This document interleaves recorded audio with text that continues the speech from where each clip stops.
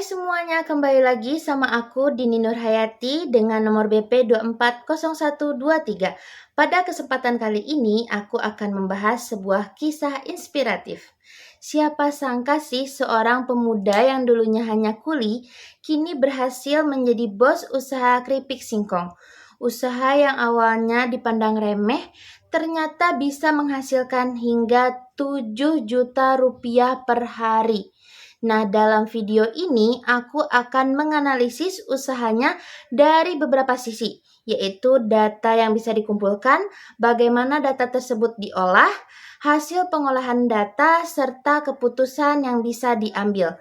Yuk, lanjut. Yang pertama, kita akan membahas data yang bisa kita kumpulkan. Modal awalnya sebesar 20 juta rupiah digunakan untuk membeli 10 gerobak dan peralatan produksi. Modal operasional harian sekitar 30%, sedangkan margin keuntungan mencapai 70%. Nah, produksi awal itu sekitar 200 kg singkong dan terus berkembang seiring meningkatnya permintaan.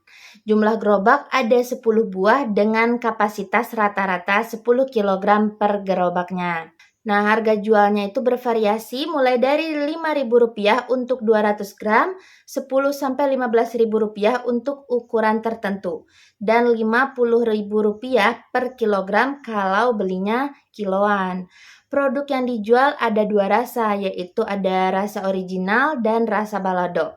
Balik modalnya cukup cepat, sekitar 2,5 sampai 3 bulan aja. Strategi pemasarannya juga bagus, antara lain dengan cara berkeliling mencari pelanggan, mangkal di tempat tongkrongan, dan juga sistem titip gerobak.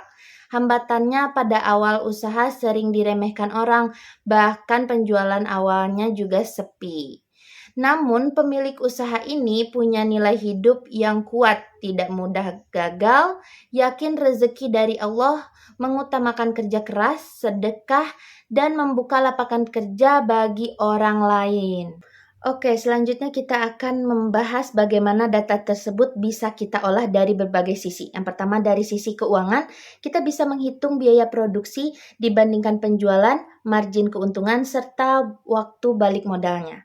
Dari sisi operasional, kita bisa menghitung kapasitas gerobak dikalikan jumlah gerobak sehingga bisa diperkirakan pendapatan hariannya. Dari sisi pemasaran, kita bisa membandingkan hasil penjualan di lokasi ramai dengan sistem titipan dan jualan keliling. Dari sisi produksi, kita bisa melihat perbandingan rasa original dan balado serta peluang menambah varian baru.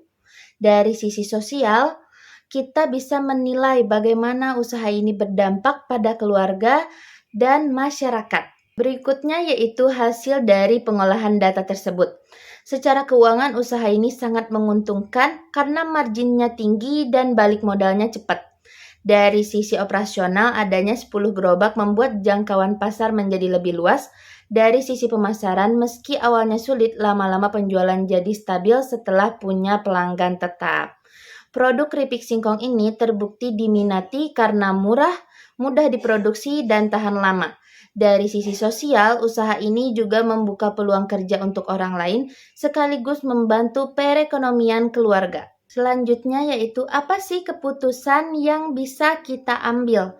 Dalam jangka pendek, usaha ini sebaiknya tetap mempertahankan dua rasa utama, memperkuat pemasaran di lokasi ramai, dan mengatur stok tiap gerobak agar tidak terjadi mubazir.